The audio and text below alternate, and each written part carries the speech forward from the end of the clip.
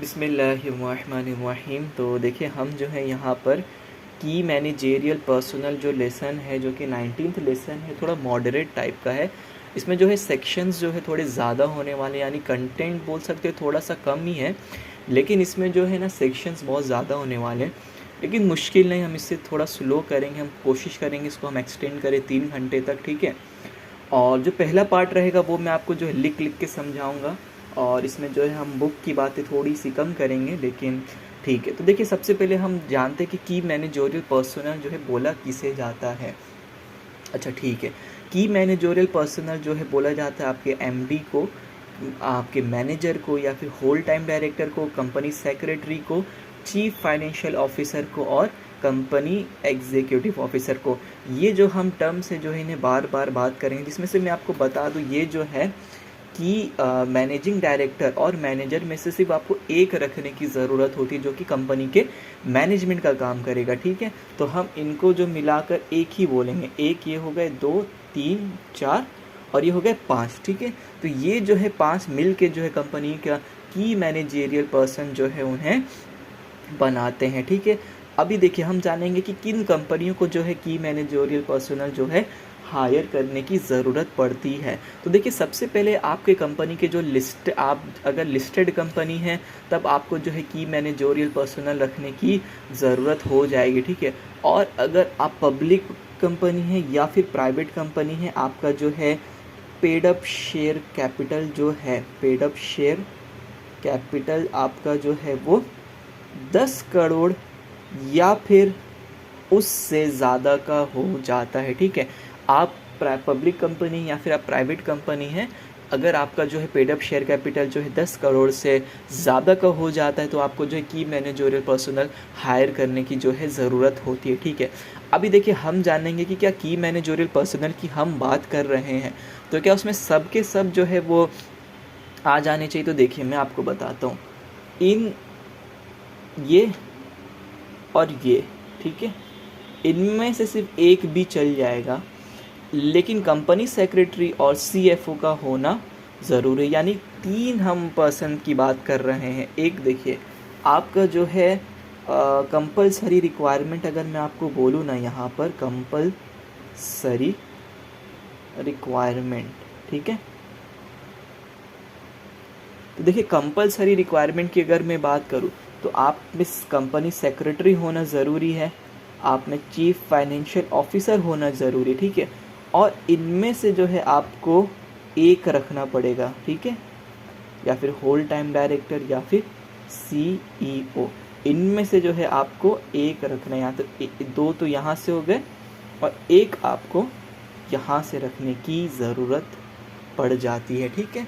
तो कम से कम जो है आपको सीएस, सीएफओ और आपका मैनेजर, जिसमें मैनेजिंग डायरेक्टर भी होता है, या फिर चीफ एग्जीक्यूटिव ऑफिसर, या फिर जो है होल टाइम डायरेक्टर रखने की जो है वो आपको ज़रूरत पड़ जाती है, ठीक है। तो आपको जो है ज़रूरत पड़ जाती है, ठीक है। अभी देखिए हम कुछ सेक्शंस की बात करेंगे यहाँ पर। तो हम जो है सेक्शंस की बात करने वाले, इतना तो क्लियर है ना, इसमें कोई डाउट नहीं है। देखो की मैनेजरियल पर्सनल किसको बोला जाता है, आपका कंपनी सेक्रेटरी और आपका सीएफओ, ये तो होने ही चाहिए। इसके अलावा जो आपके क्या क्या होने चाहिए, आपके मैनेजिंग डायरेक्टर या फिर मैनेजर में से एक, या फिर होल टाइम डायरेक्टर होने चाहिए, या फिर चीफ एग्जीक्यूटिव ऑफिसर होने चाहिए, ठीक है। अभी देखिए ये वाले हम फर्स्ट पार्ट में हम बात कर रहे हैं, ये हमारा पार्ट 1 जाएगा, हम 3 पार्ट में इसको बनाएंगे।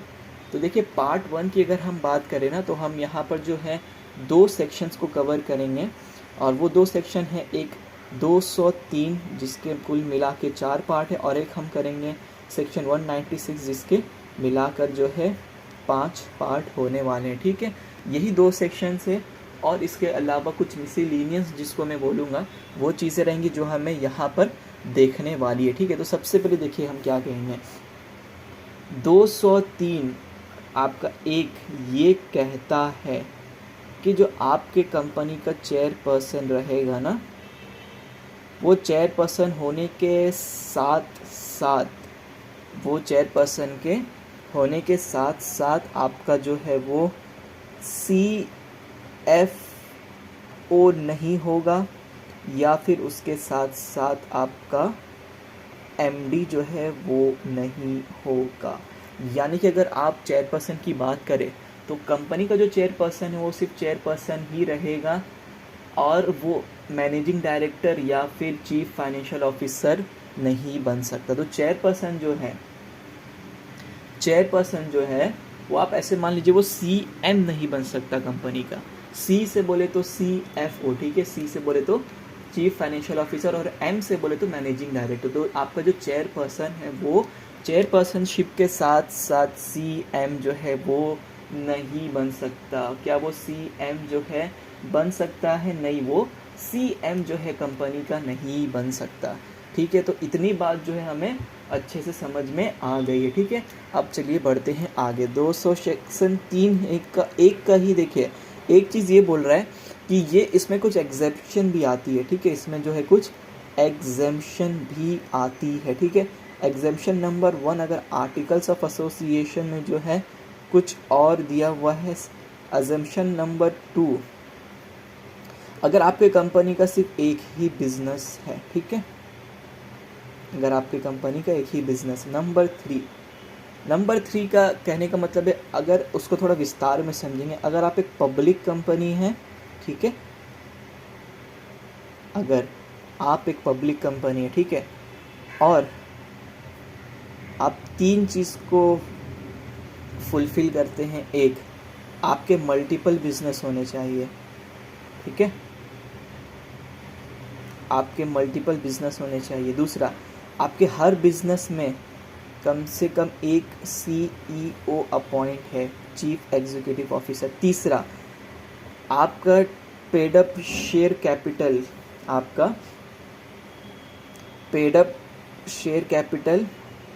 और टर्नओवर।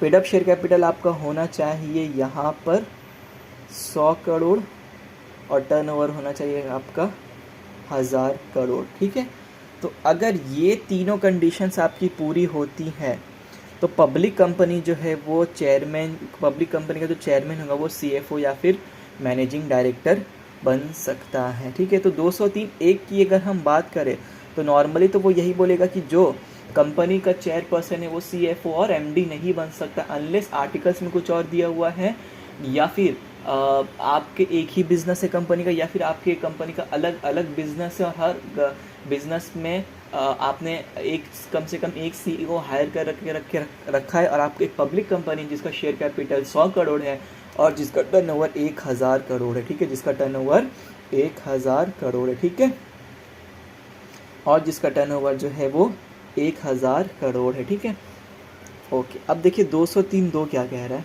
203 ये कह रहा है कि जितने भी की मैनेजेरियल पर्सनल है वो अपॉइंट होंगे बोर्ड ऑफ डायरेक्टर्स के रिजोल्यूशन के तहत। ठीक है, वो कैसे हायर होंगे?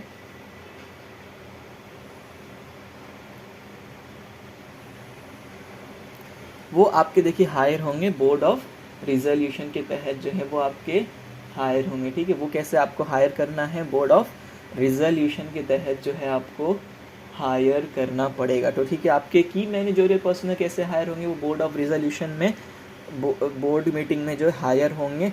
लेकिन इसके अलावा देखिए इनमें सारे जो डिटेल्स रहेगा ना वो भी इस रिजोल्यूशन में आना चाहिए, इंक्लूडिंग देयर रेम्यूनरेशन और बाकी सारे टर्म्स एंड कंडीशंस। ठीक है, बाकी सारे टर्म्स एंड कंडीशंस। ठीक है, 203(2) ये बोल रहा है कि जो की मैनेजरियल पर्सनल है वो आपके कहाँ पर हायर होंगे?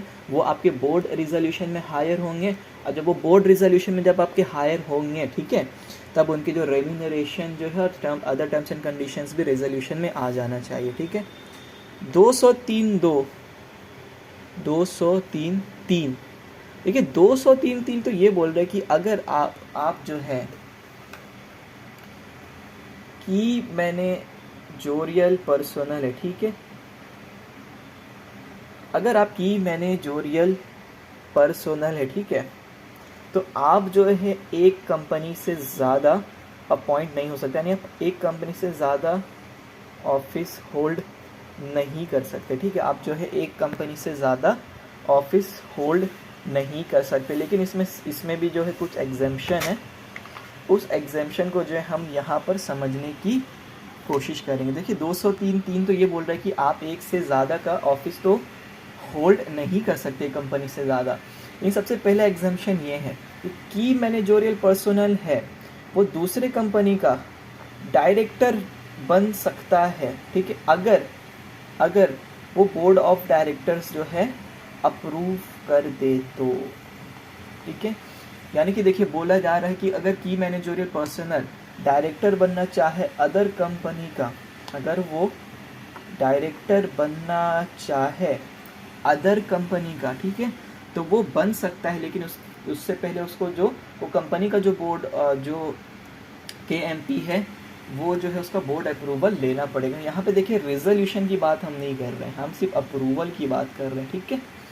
हम रिजोल्यूशन की बात नहीं कर रहे हैं, हम यहाँ पर सिर्फ और सिर्फ अप्रूवल की बात कर रहे हैं, ठीक है। सेकंड एग्जेम्पशन ये है कि देखिए जो पहले ही से मैनेजिंग डायरेक्टर है या फिर मैनेजर है किसी और कंपनी का, ठीक है, और वो अगर आपके कंपनी का मैनेजिंग डायरेक्टर या फिर मैनेजर बनना चाह रहा है, तो वहाँ पर देखिए एक BOD रिजोल्यूशन निकलेगा, ठीक है, एक BOD रिजोल्यूशन निकलेगा, और उस रिजोल्यूशन का जो है हर डायरेक्टर को स्पेसिफिक नोटिस जाएगा अलॉन्ग विद द रिजोल्यूशन, ठीक है, अलॉन्ग विद द रिजोल्यूशन, ठीक है, अलॉन्ग विद द रिजोल्यूशन, ठीक है।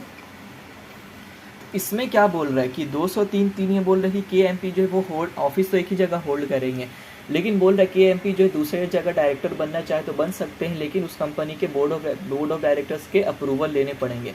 दूसरा बोल रहा है वो व्यक्ति जो दूसरे कंपनी में पहले से ही मैनेजिंग डायरेक्टर या फिर मैनेजर का रोल अदा कर रहा है, क्या आप उसे हायर कर सकते हैं? आप उसे हायर कर सकते हैं, लेकिन उससे पहले आपको बोर्ड रिजोल्यूशन निकालना पड़ेगा, और वो रिजोल्यूशन और स्पेसिफिक नोटिस जो है सारे दूसरे बोर्ड ऑफ डायरेक्टर्स को जो है देने की ज़रूरत जो है वो पड़ जाती है, ठीक है, ज़रूरत जो पड़ जाती है, ठीक है। अभी हम देखेंगे 203(4), ये क्या कह रहा है।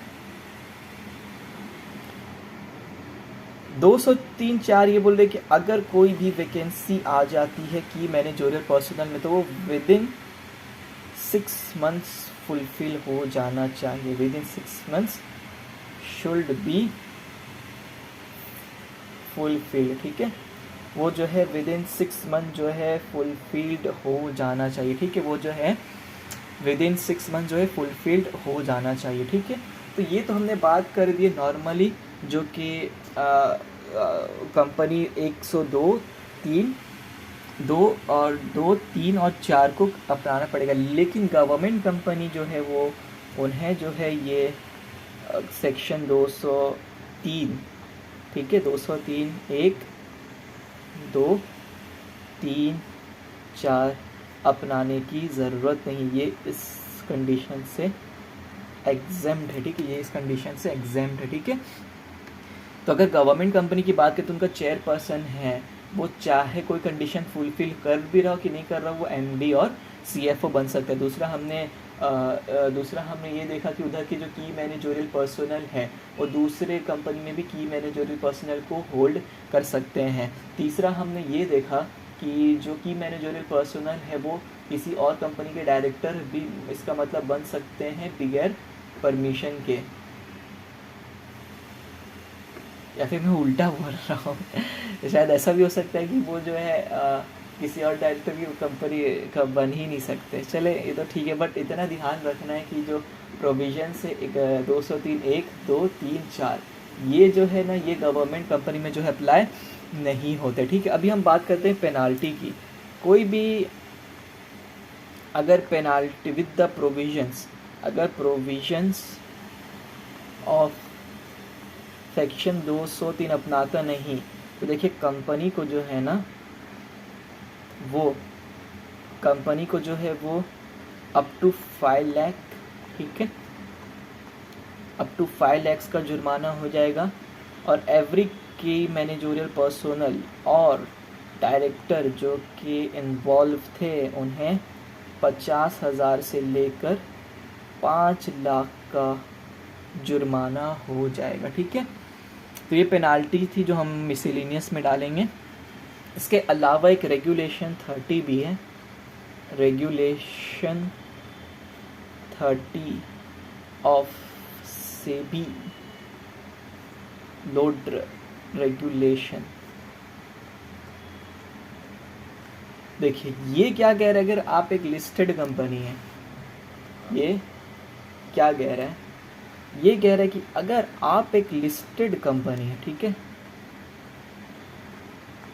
आप एक क्या है, आप एक लिस्टेड कंपनी है, तब आप जब अपॉइंट कर रहे होते हैं अपने की मैनेजोरियल पर्सनल को, या फिर आप अपॉइंट कर रहे होते हैं, या फिर कोई भी चेंज आ जाता है, या फिर अगर आपका की मैनेजोरियल पर्सनल अरेस्ट होता है, या फिर आपका की मैनेजोरियल पर्सनल कोई भी फ्रॉड करता है, डिफ़ॉल्ट कर देता है, तब आपको जो है आपको अपने स्टॉक एक्सचेंज को इंटीमेट करना पड़ जाएगा विद इन 24 आवर्स, ठीक है। अगर 24 आवर्स के अंदर अंदर नहीं करते तो आपको एक्सप्लेनेशन दे देना पड़ेगा कि आपने 24 आवर्स के अंदर अंदर इंटीमेट क्यों नहीं किया, ठीक है, आपने इंटीमेट जो है वो क्यों नहीं किया। तो यहाँ तक तो देखिए हमें बातें जो है समझ में आ गई हैं कि की मैनेजोरियल पर्सनल जो है वो आपके कौन होते हैं, कम से कम की मैनेजोरियल पर्सनल कितने होने चाहिए। फिर हमने जो है ये देखा कि कंडीशंस क्या, अगर लिस्टेड कंपनी है तब आपको की मैनेजोरियल पर्सनल जो है हायर करने की तो ज़रूरत है ही। अगर आप पब्लिक या फिर प्राइवेट कंपनी, आपका paid up share capital 10 crore या उससे ज़्यादा हो जाता है, तो आपको जो है की मैनेजोरियल पर्सनल हायर करने की ज़रूरत होती है, ठीक है। और हमने जो है यहाँ पर ये भी देखा, हम 2 सेक्शंस यहाँ पे करने वाले हैं, एक 203 है और एक 196 है। 203 के हमने हर पार्ट देख लिए, जो कि पहला पार्ट ये बोलता है कि जो चेयरपर्सन है वो कंपनी का सीएम नहीं हो सकता, सीएफओ और मैनेजिंग डायरेक्टर नहीं या फिर मैनेजर नहीं हो सकता, ठीक है। लेकिन कुछ एग्जेप्शन ये है कि आपका आर्टिकल्स अगर कुछ और कह रहा है, आपके बिजनेस का, आपके जो कंपनी का एक ही बिजनेस है, या फिर आपकी कंपनी का मल्टीपल बिजनेस है, वो एक पब्लिक कंपनी है और हर बिजनेस के लिए उसने एक सीईओ अपॉइंट करके रखा है, और उसका जो है paid up share capital 100 crore या उससे ज़्यादा, और उसका जो टर्नओवर है वो 1000 करोड़ या फिर उससे ज़्यादा हो जाता है, तब जो है आपके लिए ये एग्जेम्पशन मिल जाती है।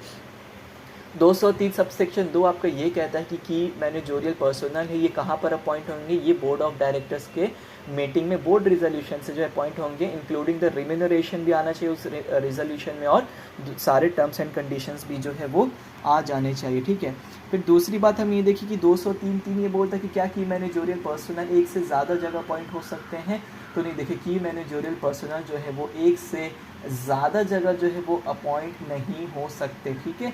लेकिन कुछ छोटे एग्जेम्पशन है कि की मैनेजोरियल पर्सनल है, अगर वो जहाँ पे की मैनेजोरियल पर्सनल की ऑफिस होल्ड कर रहे हैं जिस कंपनी में, अगर सारे बोर्ड ऑफ डायरेक्टर्स का अप्रूवल होता है तो दूसरे कंपनी का जो है वो डायरेक्टर्स बन सकते हैं, ठीक है। और दूसरी बात ये, क्या पहले से कोई मैनेजिंग डायरेक्टर या फिर मैनेजर है, आप क्या उसको अपॉइंट कर सकते हैं। आप उसको अपॉइंट करना चाहें तो आपको पहले बोर्ड रेजोल्यूशन निकालना पड़ेगा, फिर आप जो है सारे बोर्ड ऑफ डायरेक्टर्स को स्पेसिफिक नोटिस भेज देंगे अलॉन्ग विद द रिजोल्यूशन, ठीक है। फिर हमने बात की 203(4) की, जो बात करते हैं अगर कोई भी वैकेंसी होती है कि मैनेजोरियल पर्सनल की, तो आपको 6 महीने के अंदर अंदर जो है वो पूरी करनी पड़ जाएगी, ठीक है। 6 महीने के अंदर अंदर जो है पूरी करनी पड़ जाएगी। भी 6 महीने के अंदर अंदर आप पूरी करेंगे तो इसमें भी वही चीज़ होगा, ये बोर्ड रिजोल्यूशन से ही, बोर्ड मीटिंग में ही जो है वो फुलफिल होगी, ठीक है। फिर हमने देखा पेनाल्टीज़ की हम बात करें तो कंपनी की पेनाल्टीज़ हो जाएगी अगर कोई भी प्रोविजंस 203 का फॉलो नहीं करता कंपनी, अप टू 5 लाख, और एवरी ऑफिसर जो है वो हो जाएंगे 50,000 से लेकर 5 लाख, ठीक है। फिर इसके बाद हम बात करें तो गवर्नमेंट कंपनी को 201, 2, 3, 4 जो हमने अभी तक पढ़े उसमें फुलफिल करने की ज़रूरत नहीं पड़ती। और फिर हमने ये देखा कि regulation of SEBI LODR regulation ये बोलता है कि आपके की मैनेजर पर्सनल नए अपॉइंट हो रहे हैं, या फिर उनमें कोई भी चेंज आ रहा है, या फिर उन्होंने कोई डिफ़ॉल्ट कर दिया, या फिर उन्होंने कोई भी फ्रॉड कर दिया, तो आपको विद इन 24 आवर्स जो है अपने स्टॉक एक्सचेंज को इंटीमेट करना है। अगर आप नहीं करते हैं विद इन 24 आवर्स, तब आपको जो है वो एक्सप्लेनेशन देना पड़ेगा, तब आपको जो है वो एक्सप्लेनेशन जो है वो देना पड़ जाएगा कि आपने जो है इन 24 घंटे के अंदर अंदर इंटीमेट क्यों नहीं किया, ठीक है। यहाँ तक तो चलिए हमारी सेक्शन 196 जो तो पूरा होता ही होता है। इसके अलावा हम कुछ करेंगे, और इसके अलावा हम कुछ करेंगे, देखिए हम बात करेंगे अभी फाइलिंग्स की, ठीक है। हम जो है थोड़ा अभी बात करेंगे हम फाइलिंग्स की, कि आप कुछ भी अपॉइंट कर रहे हैं तो आपको क्या आरओसी को भेजना है। तो आपको देखिए 2 चीज़ें जो है आरओसी को भेजनी पड़ती है आपको। देखिए हम यहाँ पर 3 चीज़ बात करेंगे। आपका जो बोर्ड रिजोल्यूशन निकलता है ना, बोर्ड ऑफ डायरेक्टर्स का जो रिजोल्यूशन निकलता है, तो ये MGT 14 के फॉर्म में आप जो है आरओसी को भेजेंगे, ठीक है। आप जो है MGT 14 के तौर पे भेजेंगे, ठीक है। और सारी कंपनीज़ को जो है वो DIR 12 जो है वो सबमिट करना पड़ता है, DIR 12, ठीक है। ये भी आप एक भेजेंगे आरओसी को विदिन 30 डेज़, ठीक है। ये भी ऊपर वाला भी 30 डेज़ रहेगा, नीचे वाला भी 30 डेज़ रहेगा। और जो हम पहले पढ़ चुके हैं वो आपको इसको भेजना पड़ेगा। सेबी के रेगुलेशन के तहत आपको स्टॉक एक्सचेंज को जो है वो इंटीमेट करना पड़ जाएगा, ठीक है। वो जो है आपको इंटीमेट करना पड़ जाएगा। लेकिन ये प्राइवेट कंपनी पे जो है अप्लाई नहीं होता, ये जो है वो प्राइवेट कंपनी पे जो है वो अप्लाई नहीं होता। तो ठीक है, तो सबसे पहले आपको भेजना क्या है, देखिए अगर हम बात करें सबके लिए, तो सबके लिए देखिए आपका जो बोर्ड रेजोल्यूशन का MGT 14 आपको भेज देना है आरओसी को with in 30 days. Private company को करने की ज़रूरत नहीं है। और सारी कंपनी को DIR 12 जो है, DIR 12 क्या होता है, वो आप कोई भी अपॉइंट कर रहे हैं कि मैनेजरियल पर्सनल को, तो आपको DIR 12 जो है वो सबमिट करना आरओसी को 30 डेज़। आरओसी को 2 चीज़ें जाएंगी, और जो हमने सेबी 30 डॉटर रेगुलेशन जो है वो 24 घंटे के अंदर अंदर जो है वो पहले ही जो है हमने चीज़ें पढ़ ली, तो पहले ही जो है हमने वो पढ़ लिया है, ठीक है। तो ये तो है हमने पहले ही जो है वो पढ़ लिया, ठीक है। तो देखिए अभी जो है हम थोड़ा सा role of key managerial personnel को जानने की कोशिश करेंगे। देखिए the key managerial personnel are responsible for taking crucial company decision. They are also liable when the company does not follow the mandatory compliance laid down by the statutory provisions. The primary roles and responsibilities of the KMPR। देखिए सबसे पहला है कि जो financial statement है ना, वो CEO के, देखिए सारे सीज वाले जो है ना उनका साइन होना ज़रूरी है। सारे सीज वालों का मतलब कंपनी सेक्रेटरी, CFO और CEO और कोई भी अगर डायरेक्टर का साइन ज़रूरी है तो वो लग जाएगा, ठीक है। देखिए इनसाइडर ट्रेडिंग कौन है, जो है वो रोकने से होना करना है, कोई भी डिफ़ॉल्ट नहीं होना चाहिए, जो भी उनके डॉक्यूमेंट्स वगैरह वो साइन करना है। Disclosure in annual return about KMP, annual return भी जो हम KMP का आगे चल के पढ़ेंगे, ठीक है, वो जो है आपको करना है, ठीक है। फिर देखिए क्या name fall under and the share holding वगैरह आपको जो है डिस्क्लोज करते रहना है, ठीक है। देखिए मेन तो ये सब बातें ठीक है, लेकिन ये जो लास्ट बात है ना, जो हमने ये शायद जनरल मीटिंग में भी हमने किया हुआ था, कि जब आप जो है एक्सप्लेनेटरी स्टेटमेंट आप जब डालेंगे और वो रिलेटेड तो दूसरे कंपनी का हो जाएगा, तो वो कंपनी का अगर की मैनेजरियल पर्सनल इंक्लूडिंग कोई भी प्रमोटर या फिर कोई जो है वो मेंबर जो 2% या उससे ज़्यादा का होल्ड करता है, तो वो भी जो है डालना ज़रूरी हो जाएगा। ये तो ठीक है, एक नॉलेज बेस था, बहुत ज़्यादा हमारे लिए इम्पोर्टेंट नहीं था, ठीक है। तो यहाँ पर क्या हुआ ना, हमने सेक्शन 196 और उसके जो चीज़ें इर्द गिर्द मिसलेनियस थी ना, सेक्शन 203 और उसके इर्द गिर्द जो भी मिसलेनियस थी वो जो है हमने कंप्लीट कर चुका है, ठीक है। अभी देखिए हम बात करेंगे ना सेक्शन 203 की, जिसके जो है 5 चीज़ें जो है हम सेक्शन 196 की जिसके 5 चीज़ें, ठीक है। सेक्शन 196 की हम बात करेंगे, ठीक है। सेक्शन 196 के साथ हम कुछ मिसलेनियस देखेंगे, ठीक है। और फिर हमारा पहला जो पार्ट है वो आसानी से ख़त्म हो जाएगा, ठीक है। तो देखिए सबसे पहला 196 आपका 1 क्या कह रहा है।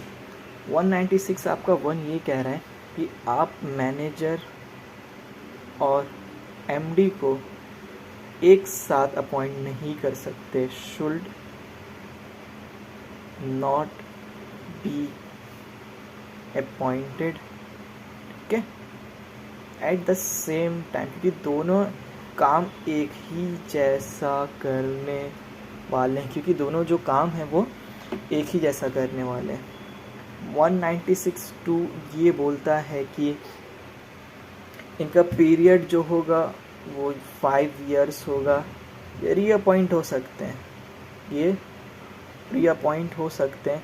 लेकिन ये रीअपॉइंट कब होंगे पता है? ये रीअपॉइंट होंगे अपने लास्टवें साल में, यानी 5th ईयर में ही ये रीअपॉइंट होने चाहिए। यानी जब ये एक्सपायरी के अपने लास्ट ईयर पे पहुंच जाए, जब 5th ईयर पे जब ये पहुंच जाए तभी ये रीअपॉइंट हो सकते हैं। उससे पहले कि आप आपका दूसरा ही साल चल रहा था, आप रीअपॉइंट हो गए, ऐसा नहीं हो सकता, ठीक है। तो 196(1) ये बोलता है कि मैनेजर और एमडी एक साथ अपॉइंट नहीं हो सकते। फिर आपका ये बोला जा रहा है कि 196(2) ये बोल रहे हैं का टेन्योर जो है वो 5 साल का होने वाला है। ये रीअपॉइंट होंगे तो ये अपने एक्सपायरी डेट के लास्ट डे में होंगे, ठीक है। हाँ, अभी 196 थोड़ा अच्छे से देखना, ये बात करता है आपकी डिसक्वालीफिकेशन की बात करता है। कौन से ऐसे व्यक्ति हैं, मैं एक चीज़ आपको बताना भूल गया कि ये जो 196 जो हम सेक्शन पढ़ेंगे ना, ये सिर्फ और सिर्फ आपके जो है managing director, whole time director और इसके लिए जाएगा। आप इसे पढ़ेंगे आपके managing director, whole time director और मैनेजर के लिए, ठीक है। इसके अलावा किसी के लिए नहीं। इसके अलावा कौन कौन से हट गए आपके CS हट गए, CEO हट गए और CFO हट गए, यानी सारे C वाले आपके हट गए। हम बात कर रहे हैं मैनेजमेंट रिलेटेड की, ठीक है। तो मैनेजर, मैनेजिंग डायरेक्टर और होल टाइम डायरेक्टर की जो हम खाली यहाँ पर बात कर रहे हैं, तो इनका जो टीन्योर होगा वो 5 साल का होगा। आपको रीअपॉइंट करना है तो ये लास्ट वाले साल में रीअपॉइंट होंगे। मैनेजर और मैनेजिंग डायरेक्टर जो है वो एक साथ जो है वो अपॉइंट नहीं हो सकते, ठीक है। अभी देखिए क्या करें, इनका डिस्क्वालिफिकेशन सबसे पहले क्या क्या है। देखिए इनका डिस्क्वालिफिकेशन ये है कि जो भी व्यक्ति रहेगा वो 21 से 70 साल तक ही जो है वो होना चाहिए, ठीक है। वो जो है 21 से लेकर 70 साल तक होना चाहिए। लेकिन अगर वो 70 से ज़्यादा होता है तब आप स्पेशल रिजोल्यूशन आपको निकालना पड़ेगा, ठीक है। आपको जो है स्पेशल रिजोल्यूशन अगर आप निकालते हैं तो ये जो 70 साल वाला व्यक्ति है अपॉइंट हो जाएगा, ठीक है। लेकिन अगर केस आपका जो मोशन था उसको 50% से भी ज़्यादा का अगर वोट मिलता है, ठीक है, यानी वो एक्सीड कर जाए आपका मोशन 50% से, ठीक है। अगर आपका मोशन जो है वो 50% से ज़्यादा हो जाता है, यानी एक ऑर्डिनरी रिजोल्यूशन आपको अगर आप जो है निकाल लिए थे, लेकिन उसको रिजोल्यूशन नहीं बोला जाएगा, उसको उस वक्त मोशन बोला जाएगा। अगर इस केस में भी अगर आपको चाहे ना, आपको इनको जो है वो managing director, whole time director या फिर मैनेजर आपको अगर रखना है ना, तब आपको जो है सेंट्रल गवर्नमेंट का अप्रूवल लेना पड़ेगा। अप्रूवल कर लीजिए या फिर उनका कंसेंट कर लीजिए। अगर आपको ये मिल जाए तब आप सिर्फ एक ऐसा मोशन जिसमें आपको ज़्यादा वोट हाँ में मिलता है तो भी जो है आप एक 70 साल से ज़्यादा के उम्र वाले व्यक्ति को जो है वो अपना ये पद पे रख सकते हैं। सबसे पहले देखिए 21 से 70, 70 से 2 में कंडीशन स्पेशल रेजोल्यूशन निकाले या फिर वो मोशन जिसमें 50% से ज़्यादा हाँ में वोट आया, तब आपको सेंट्रल गवर्नमेंट का जो है वो रजामंदी की ज़रूरत हो जाती है, ठीक है। ओके, अभी देखिए फिर क्या कह रहा है, वो इंसॉल्वेंट बंदा नहीं होना चाहिए, ठीक है। इंसॉल्वेंट नहीं होना चाहिए, फिर किसी भी टाइम, एनी टाइम वो इंसॉल्वेंट ना हुआ, किसी भी टाइम वो इंसॉल्वेंसी उस पर जो है वो आनी नहीं चाहिए, किसी भी टाइम वो इंसॉल्वेंट ना हुआ हो, ठीक है। किसी भी टाइम उसको कोर्ट ने जो है 6 महीने या उससे ज़्यादा का जो है इम्प्रोन्सिमेंट ना दिया हो, ठीक है ना, या किसी भी टाइम में उसने अपने क्रेडिटर्स का पैसा नहीं दिया हो या फिर उनके साथ सेटलमेंट की हो, ठीक है। तो इसका मतलब क्या है, अगर आपको ये तीनों चीज़ बनना है तो आपको क्लीन होना पड़ेगा। आपको किसी भी टाइम जो है इंसॉल्वेंट नहीं होना पड़ेगा, आप किसी भी टाइम आपको 6 महीने से ज़्यादा जो है आप जेल नहीं जा सकते, आप किसी भी टाइम जो है वो क्रेडिटर्स का माल दिए नहीं हैं या फिर आपने उनके साथ सेटलमेंट करके रखी है, तो फिर आप ये 3 जो आपके मामलात आप जो है फिर इसमें नहीं हो सकते, ठीक है। ये जो है आपके नहीं हो सकते, ठीक है। ओके, हमारा 196(1) हो गया, जो कि बात करते हैं मैनेजर और मैनेजिंग डायरेक्टर एक साथ नहीं हो सकते। 2 आपका टेन्योर की बात करता है, 3 आपकी डिस्क्वालिफिकेशन की बात करता है। अभी हम चलते हैं 196(4) की, ठीक है, देखते क्या क्या है। अभी देखिए हम बात करेंगे 196(4) की, ठीक है। 196(4) ये बोल रहा है, उससे पहले हम एक चीज़ समझते हैं। स्केड्यूल आपका होता है एक schedule 5 of the companies act 2013। देखिए स्केड्यूल 5 ना आपका एक लिस्ट बताता है कि जो भी आपका managing director, whole time director, या फिर आपका ये है अपना क्या बोलते हैं उसको, managing director, whole time director या फिर मैनेजर है वो कंपनी का, तो उसके जो स्केड्यूल 5 में जो भी कंडीशंस है ना वो फुलफिल्ड होनी चाहिए, ठीक है, वो जो है फुलफिल्ड हो जानी चाहिए। लेकिन इस पे बोला गया कि अगर वो फुलफिल नहीं भी होती है ना तो आप अपॉइंट कर लीजिए उसे, और फिर आप जो है सेंट्रल गवर्नमेंट को आपको एक फॉर्म भरना पड़ेगा, वहाँ पे सेंट्रल गवर्नमेंट का एक अप्रूवल लेना पड़ेगा, वो एक प्रोसेस आपको जो है करना पड़ता है। अगर कोई भी वेरिएंस आ जाए स्केड्यूल 5 के हिसाब से तो आपको जो सेंट्रल गवर्नमेंट का जो है वो परमिशन जो है वो लेना पड़ेगा, ठीक है। आपको जो है वो सेंट्रल गवर्नमेंट से जो है वो परमिशन जो है लेने की ज़रूरत पड़ जाती है। अभी जो हम इससे और भी अच्छे से जो है हम समझेंगे, इसको जो है हम और भी अच्छे से समझेंगे। देखिए 196(4) सबसे पहले तो ये बोल रहा है कि आप इन्हें बोर्ड ऑफ रिजोल्यूशन में अपॉइंट करेंगे, क्योंकि हमने पहले ही पढ़ चुका है ना 203 में कि ये जो है बोर्ड रिजोल्यूशन में ही जो वो आएंगे। लेकिन जब इनकी बात करें ना तो ये जब नेक्स्ट एनुअल जनरल मीटिंग होगा वहाँ पे इनका एक ऑर्डिनरी रिजोल्यूशन भी लेना ज़रूरी हो जाएगा। अप्रूवल आप बोलेंगे जिसको हम एक ऑर्डिनरी रिजोल्यूशन से करेंगे, ठीक है। इन दोनों केसेस में, ठीक है, इन दोनों केसेस में इनके remuneration and other terms and conditions भी सामने रखनी पड़ेगी। Remuneration and other terms and conditions भी सामने रखनी पड़ेगी दोनों मीटिंग में, ठीक है। अभी देखिए फिर क्या बोल रहा है कि अगर ये अपॉइंट थे बोर्ड ऑफ डायरेक्टर्स के, लेकिन इनका एजीएम में इनका अप्रूवल नहीं मिलता है, तब ये व्यक्ति, ये जो की मैनेजरियल पर्सनल था, इन्होंने जो भी काम किया वो इनवैलिड मान लिया जाएगा। इन्होंने work will be deemed as invalid. अगर इन्हें जो है नेक्स्ट एनुअल जनरल मीटिंग में अप्रूवल नहीं मिला तो मान लीजिए ये 1 महीने से काम कर रहे, तो 1 महीने से इनका जो भी काम हुआ उसको इनवैलिड मान लिया जाएगा, उसको जो है वैलिड नहीं माना जाएगा, ठीक है, इन्हें जो है वैलिड नहीं माना जाएगा। और फिर एक 196(4) ही ये बोलता है कि जब आप अपॉइंट करेंगे ना इन्हें, जब आप इन्हें अपॉइंट करेंगे तो विद इन 60 डेज आपको जो है इनके लिए एक MR1 भी जो है वो सबमिट करना पड़ेगा ROC को, ठीक है, ROC को जो है वो सबमिट करना पड़ेगा, ठीक है, ROC को जो है वो सबमिट करना पड़ेगा।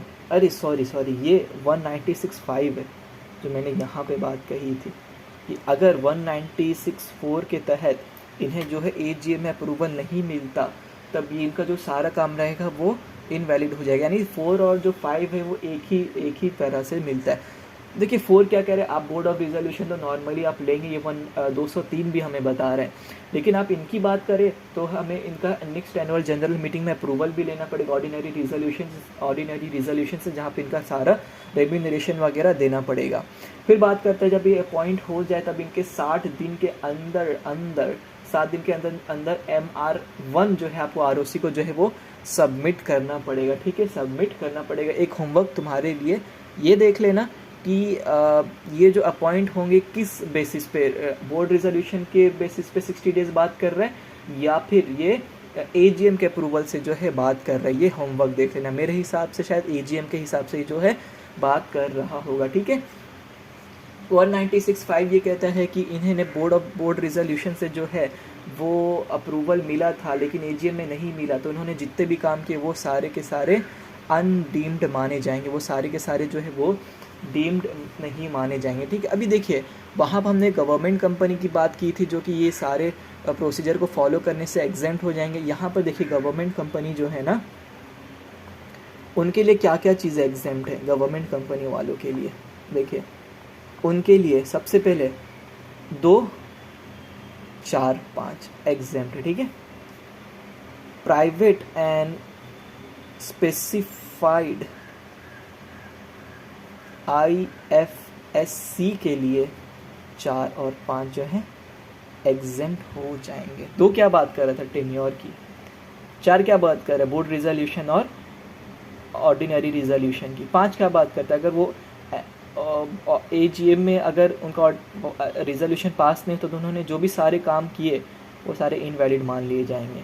अब ये देखिए 4 और 5 प्राइवेट कंपनी और IFFC कंपनी के लिए जो है बात करता है, ठीक है, IFFC कंपनी के लिए बात करता है। तो यहाँ पर अगर मान लीजिए प्राइवेट कंपनी की अगर बात कर रहे हैं तो वो किसको फॉलो करेगी, सिर्फ अपने आर्टिकल्स ऑफ एसोसिएशन को फॉलो करेगी, ना ही उन्हें इनको अपॉइंट करने के लिए बोर्ड रिजोल्यूशन लगेगा और ना ही इन्हें अपॉइंट करने के लिए ये लगेगा, क्या नाम है अपना, AGM लगेगा, और ना ही इनके लिए कोई भी वो काम जो है वो इनवैलिड जो है वो माना जाएगा। तो ठीक है, इतनी बातें जो हमें समझ में आ गई। तो ओवरऑल अगर हम बात करें तो शायद जो प्राइवेट कंपनी उन्हें की मैनेजरियल पर्सनल को अपॉइंट करने के लिए बोर्ड रिजोल्यूशन भी शायद नहीं लगेगा, ठीक है, इसको मैं पता करके बता दूंगा, ठीक है। तो यहाँ पर जो है हमारा 196 के जो है पाँचों के पाँचों पॉइंट हो चुके हैं।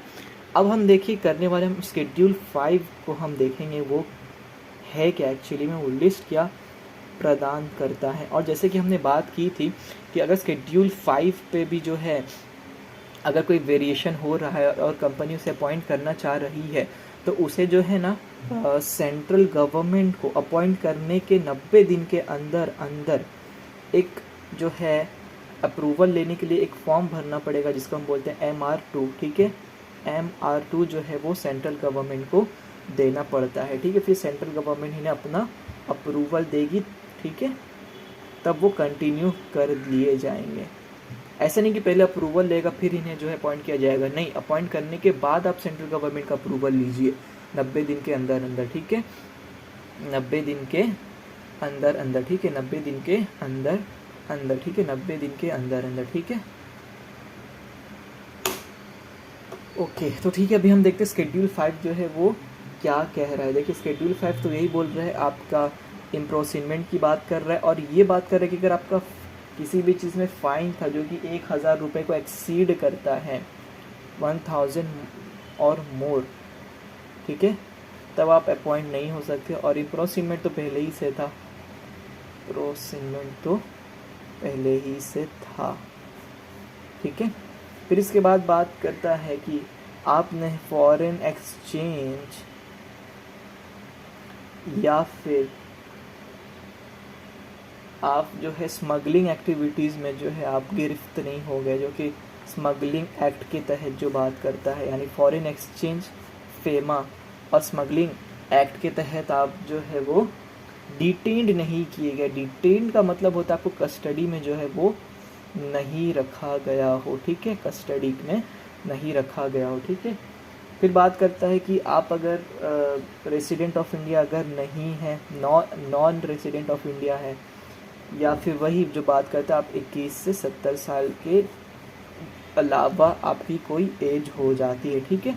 तो ये आपका जो शेड्यूल 5 जो है वो बात करता है, ठीक है। शेड्यूल 5 जो है आपकी ये बात करता है, सबसे पहला ये बात करता है कि आपको इम्प्रोसिनमेंट है या फिर आपको 1000 रुपये से ऊपर का फ़ाइन लग गया, आपको फेमा या फिर स्मगलिंग एक्टिविटीज़ के तहत आपको कस्टडी में रखा गया, या फिर आप नॉन रेसिडेंट ऑफ इंडिया है, या फिर आपका जो उम्र है वो 21 से 70 साल है। फिर मैंने वही बोला कि अगर इनमें से कोई चीज़ पाई जाती है आपके मैनेजिंग डायरेक्टर में, आप उसको अपॉइंट कर लेते हैं, तो आपको सेंट्रल गवर्नमेंट को जो 90 डेज़ के अंदर अंदर MR2 जो है आपको भरना पड़ेगा, आपको उसका अप्रूवल जो है वो लेना पड़ेगा, ठीक है। MR2 MR1 हम आपको याद है अपॉइंटमेंट के 60 डेज़ के अंदर अंदर जो है हमें वो देना पड़ता है ना, यहाँ ऊपर ही तो दिया हुआ है। MR1 जो बात करता है आप अपॉइंटमेंट के जो है वो 60 डेज़ के अंदर अंदर जो है आप ROC 196(4) का ये हिस्सा है, ठीक है, ये 196(4) का हिस्सा है कि जब आप अपॉइंट करेंगे तब आप ROC को जो है MR1 जो है वो देंगे 60 डेज़ के अंदर अंदर। अगर आप वेरिएशन के तहत करें तो आप MR2 जो है वो सेंट्रल गवर्नमेंट को देंगे, ठीक है, उसका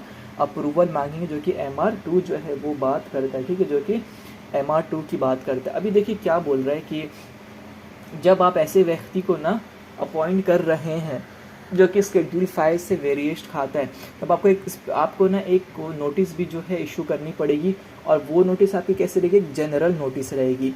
आपकी एक जनरल नोटिस रहेगी जो कि आपको ना एक, देखिए अगर आप ऐसे व्यक्ति को अपॉइंट कर रहे हैं जो कि स्केड्यूल 5 से अलग होता है, तो आपको एक स्पेसिफिक जनरल नोटिस इशू करना पड़ेगा, जो कि एक आपका वर्नैक्युलर लैंग्वेज में रहेगा।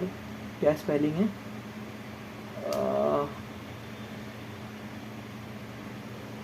वही आपका रीजनल लैंग्वेज, और आप एक रहेगा आपका इंग्लिश में, ठीक है, जिसका डिस्ट्रिक्ट में जो है वाइड सर्कुलेशन रहता है, ठीक है, वाइड सर्कुलेशन जो है आपका रहता है। और उसमें आप डिटेल डाल देंगे कि हम ऐसे व्यक्ति को जो है पॉइंट कर रहे हैं जो कि स्केड्यूल 5 से जो है वो मैच नहीं खाता, ठीक है, जो है वो मैच नहीं खाता। और जब आप MR2 जब देंगे ना, तो आप यही वाला कॉपी ऑफ एडवर्टीजमेंट आपको देना पड़ेगा अलॉन्ग विद द सर्टिफिकेट, ठीक है। सर्टिफिकेट यानी कि ये एडवर्टीजमेंट है वो सही है, आपको इसको सर्टिफाई जो है वो करना पड़ जाएगा, ठीक है। आपको जो है इसको सर्टिफिकेशन जो है वो देना पड़ेगा, ये कहते हुए कि ये जो सर्टिफिकेशन है वो, ये आपको बताना पड़ेगा कि ये जो सर्टिफिकेशन है वो सही है, ठीक है, ये जो सर्टिफिकेशन है वो सही है, ठीक है, ये जो सर्टिफिकेशन है वो सही है, ठीक है। अभी जो है हम थोड़ा सा ना प्रोसेस की देखिए बात करेंगे। प्रोसेस कुछ भी नहीं है, वही चीज़ जो पहले ही हमने पढ़ चुके हैं वही है। तो अगर इनकी अपॉइंटमेंट की बात करें, देखिए होल टाइम मैनेजर की, डायरेक्टर की, होल टाइम मैनेजर की, डायरेक्टर की या फिर मैनेजिंग डायरेक्टर की, तो सबसे पहले आप बोर्ड रिजोल्यूशन लेंगे। बोर्ड रिजोल्यूशन लेने के बाद आप जो है वो AGM में जो है इसका अप्रूवल ले लेंगे, ठीक है, ऑर्डिनरी रिजोल्यूशन के तहत। अब आप देखें इसको जो है बोर्ड को जो है वो कौन रिकमेंड करेगा, नॉमिनेशन एंड रेम्यूनरेशन कमेटी। देखिए ये एक कमेटी होती है जो कंपनी में रहती है, ये जो है की मैनेजरियल पर्सनल को अपॉइंट वगैरह करने का काम करते हैं, और उनका जो रेम्यूनरेशन होता है वो रिकमेंड करने का काम करती है बोर्ड ऑफ डायरेक्टर्स को, ठीक है। जैसे हमने देखा एक ऑडिट कमेटी भी होती है जो कि काम करती है ऑडिटर्स के रिलेटेड, वैसे ही एक रेम्यूनरेशन और नॉमिनेशन एंड रेम्यूनरेशन कमेटी होती है जो कि इन तीनों को जो है रिकमेंड करने का काम करती है बोर्ड ऑफ डायरेक्टर्स को। फिर बोर्ड ऑफ डायरेक्टर्स अपना रिजोल्यूशन निकालेंगे, पास होता है तो अपॉइंट कर लेंगे, और उसका जो अप्रूवल जो है नेक्स्ट AGM में लेंगे, ठीक है। फिर हमने पढ़ा कि अगर ये जो है बंदे अपॉइंट होते हैं, ठीक है, वो जो है आपके इसके लिए स्केड्यूल 5 से अगर मैच नहीं खाते हैं, तो सबसे पहले आपको सेंट्रल गवर्नमेंट का अप्रूवल लेना पड़ेगा जो कि MR2 फॉर्म में रहेगा। ये MR2 जब आप फॉर्म भेजेंगे तो आप ये भेजेंगे कॉपी ऑफ एडवर्टीजमेंट जो आपने स्पेसिफिक जनरल नोटिस आपने जो है छपवाया है, उसके साथ आप सर्टिफिकेशन भी देंगे कि ये जो नोटिस है ये सही है। फिर देखिए फिर आप जब ROC को क्या फाइल करेंगे, आप देखिए 3 चीज़ आप ROC को फाइल करेंगे। एक MGT 14 आप फाइल करेंगे, 2 आप DIR 12 फाइल करेंगे, तीसरा आप जो है MR1 फाइल करेंगे विदिन 60 डेज, ठीक है, विदिन 60 डेज जो है आप ये फाइल करेंगे, ठीक है, विदिन 60 डेज जो आप फाइल करेंगे। अभी एक चीज़ देखते हैं कि जब MR1 आप फाइल करेंगे तो देखिए उसमें कॉपी ऑफ बोर्ड रिजोल्यूशन रहेगा, कॉपी ऑफ ऑर्डिनरी रिजोल्यूशन रहेगा, copy of letter of consent जो आप उस व्यक्ति से लेंगे, सेंट्रल गवर्नमेंट का अगर आपने अप्रूवल ले लिया तो उसका कॉपी रहेगा, और किसका कॉपी रहेगा, copy of certificate bye nomination and remuneration committee. अगर इन्होंने जो रिकमेंड किया तो उसका जो है सर्टिफिकेट रहेगा कि यहाँ इन्होंने जो है रिकमेंडेशन दी हुई है, तो उनका जो है उसका भी जो है कॉपी रहेगा, ठीक है। तो यहाँ पर जो है हमारा जो है सेक्शन 203 जो है वो पूरी तरह से कंप्लीट होता है, और सेक्शन 196 जो है वो पूरी तरह से जो है कंप्लीट हो जाता है। फॉर्म्स की अगर बात करें तो देखिए फॉर्म्स की अगर बात करें ना, तो अगर फॉर्म्स की बात करें तो फॉर्म में हमने क्या क्या देखा था, फॉर्म में हमने ये देखा, सबसे पहले MGT 14 हो गया आपका फिर DIR 12 हो गया, फिर आपका MR1 हो गया, और एक आपका हो गया MR2, ठीक है। तो ये सारी चीज़ें तो हमने यहाँ तक अच्छे से समझ ली है, ठीक है। 203 के 4 हिस्से थे, 196 के आपके 5 हिस्से हैं, ठीक है। और हमने रेगुलेशन 30 देखी, हमने 203 के कुछ पेनाल्टीज़ देखे, और ठीक है। तो हमने अभी तक ये स्केड्यूल 5 हमने जाना, डिस्क्वालिफिकेशन जो है हमने जाना, ठीक है। अभी देखिए क्या कह रहे हैं, अभी देखिए power duties and responsibilities of managing director है। फिर इसके बाद आपको CFO और CEO की जो है बातें बताई गई हैं, ठीक है। तो मैं इसका आपको शॉर्ट में बता दूँ, देखिए जो मैनेजिंग डायरेक्टर का रिस्पॉन्सिबिलिटीज़ क्या रहेगा। देखिए मैनेजिंग डायरेक्टर का रिस्पॉन्सिबिलिटी ये रहेगा कि वो कंपनी और जो है बोर्ड ऑफ डायरेक्टर्स के बीच में रहकर जो है वो काम करे, ठीक है, वो सारे मैनेजमेंट वगैरह को संभाले। CFO क्या रहेगा, CFO जो है आपका फाइनेंशियल हेड रहेगा, फाइनेंशियल स्टेटमेंट में उसका सर्टिफिकेशन होना जो है ज़रूरी, फाइनेंस के रिलेटेड जो है वो चीज़ों को लीड करेगा।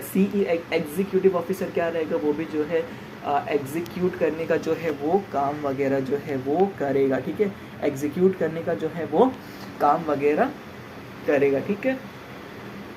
अगर थोड़ा सा पढ़ना रहेगा ना तो मैंने इन्हें जो है चैट GPT में मैंने जो इन्हें जो है डाला हुआ है, चैट GPT में मैंने इन्हें डाला हुआ है। चैट GPT से अगर चाहिए तो ये जो है मामला पढ़ लेना, ठीक है। ये वीडियो ऐसा बैक में है ना, अगर इसको मैं अलग कर दूँ उसका जो है फिर अलग वीडियो बन जाएगा, तो प्रॉब्लम एक तो ये हो जाएगी इसमें, ठीक है, इसलिए यहाँ पे मैं डाल नहीं सकता। तो एक काम करना ना, यहाँ तक आने के बाद ना चैट GPT को खोल लेना, वो मेरा है चैट GPT में जाना, लेसन नंबर 13 में जाना, लेसन नंबर 19 में जाना, वहाँ पर मिल जाएगा। और 14 मिनट का रीडिंग करके जो इसको 1 घंटा जो है वो बना लेना, ठीक है, इसको जो है वो 1 घंटा बना लेना। लेकिन उससे पहले जो है मैं इसका जो है वो ये एक रिकैप तो कराना ही पड़ेगा ना। तो चलिए सबसे पहले हम इसका जो रिकैप करते हैं फटाफट, जो अभी हमने पहले पार्ट में किया। पहले पार्ट में जो है हमने क्या किया, हमने देखा कि की मैनेजोरियल पर्सन किसे उन्हें कहा किसे जाता है, वो कंपनी जिसका paid up share capital 10 crore या उससे ज़्यादा होती है, या फिर सारे लिस्टेड कंपनी, ठीक है। फिर हमने देखा 203 एक ये कहता है कि हमने देखा कि चेयरपर्सन जो है वो आपकी कंपनी का CM नहीं बन सकता, आपकी कंपनी का CFO और आपकी कंपनी का मैनेजिंग डायरेक्टर नहीं बन सकता, अनलेस 3 एक्सेप्शन, वो 3 एक्सेप्शन थी, वो आर्टिकल्स आपके कुछ और कह रहे हैं, आपका जो है कंपनी का एक ही बिजनेस है या फिर कंपनी के 3 बिजनेस और वो पब्लिक कंपनी है और हर बिजनेस के लिए उसने CEO अपॉइंट कर रखा है और उसके जो कंपनी का टर्नओवर 1000 करोड़ या उससे ज़ायद है और उसका जो पेड अप शेयर कैपिटल है वो 100 करोड़ या फिर उससे ज़ायद है। 203(2) आपका ये कहता है कि आप जब की मैनेजरियल पर्सनल को अपॉइंट करेंगे तो बोर्ड रिजोल्यूशन से करेंगे, जहाँ पे हमको उनका रिमेन्यूरेशन और टर्म्स एंड कंडीशन जो है वो रहेगा। 203 ये बोलता है कि क्या आपकी मैनेजरियल पर्सनल एक से ज़्यादा जगह काम कर सकते नहीं कर सकते, लेकिन वो एक से ज़्यादा जगह डायरेक्टरशिप को होल्ड कर सकते अगर वो बोर्ड ऑफ डायरेक्टर्स के अप्रूवल लेते हैं। फिर दूसरा ये बोलता है कि क्या पहले ही से जो मैनेजिंग डायरेक्टर या फिर मैनेजर है वो दूसरी कंपनी में अपॉइंट हो सकता है क्योंकि उसके लिए बोर्ड रिजोल्यूशन लगेगा और जो है स्पेसिफिक नोटिस सारे बोर्ड ऑफ डायरेक्टर्स को चले जाना चाहिए अलॉन्ग विद द रिजोल्यूशन, ठीक है। 203 आपका 4 ये बोलता है कि जो भी वैकेंसी होती है वो 6 महीने के अंदर फुलफिल हो जानी चाहिए। पेनाल्टी ये कहता है कंपनी के लिए कंपनी के लिए अप टू 5 लाख, ऑफिसर के लिए 50,000 से लेकर 5 लाख का जुर्माना हो जाएगा। इसमें भी लोडर रेगुलेशन ये बोलता है कि कोई भी आपकी मैनेजर पर्सन में चेंजेस आते हैं, वो डिफॉल्ट करते हैं, फिर वो फ्रॉड करते हैं तो आपको 24 घंटे के अंदर स्टॉक एक्सचेंज को इंटीमेट करना है। अगर आप नहीं करते तो आपको एक्सप्लेनेशन भी देने की ज़रूरत पड़ जाती है, ठीक है, आपको जो है एक्सप्लेनेशन भी देने की जो है आवश्यकता पड़ जाती है, आपको जो है एक्सप्लेनेशन देने की जो है आवश्यकता पड़ जाती है कि आपने डिले किया, ठीक है। फिर हमने देखा फिर हमने ये देखा 196 सेक्शन जो बात करते हैं वो सिर्फ बात करता है आपके सारे सीज को हटा के वाले की बात करता है, whole time director, managing director या फिर मैनेजर की बात करते हैं। 196(1) ये बोलता है कि आप मैनेजिंग डायरेक्टर और मैनेजर दोनों को एक साथ अपॉइंट नहीं कर सकते। 2 ये बोलता है कि 2 टेन्योर की शायद बात करता है ना, हाँ 2 टेन्योर की बात करता है, इनका टेन्योर 5 साल होना चाहिए, रीअपॉइंट होने चाहिए, ये आखिरी साल होना चाहिए। 3 डिस्क्वालिफिकेशन की बात करता है, सबसे पहले बात करता है कि 21 से 70 साल की एज, अगर आप 70 साल से ज़्यादा स्पेशल रिजोल्यूशन लेना चाहिए या फिर ऑर्डिनरी रिजोल्यूशन भी मिलता है तो आप सेंट्रल गवर्नमेंट का अप्रूवल लेके उसे अपॉइंट कर सकते हैं। तीसरा, आप कभी भी इंस्टॉलमेंट नहीं होने चाहिए। चौथा, कभी भी आप क्रेडिटर्स का मान सस्पेंड नहीं करना चाहिए, कभी भी सेटलमेंट नहीं करना चाहिए। चौथा ये कहता है कि आप जो है कभी भी, क्या कहता है चौथा,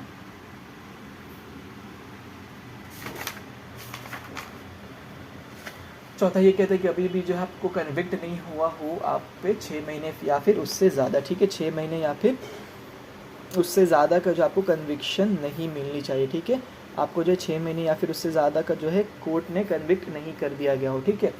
अब कितना 96(4) ये बोलता है, 96(4) ये बोलता है कि हाँ, अगर इन्हें जो आपने अपॉइंट किया तो आपको पहले बोर्ड रेजोल्यूशन लगेगा, फिर शेयर होल्डर्स का भी रेजोल्यूशन लगेगा, ठीक है, और फिर आप जब अपॉइंट होते हैं तब आपके 60 डेज़ के अंदर आपको MR1 भेज देना है ROC को।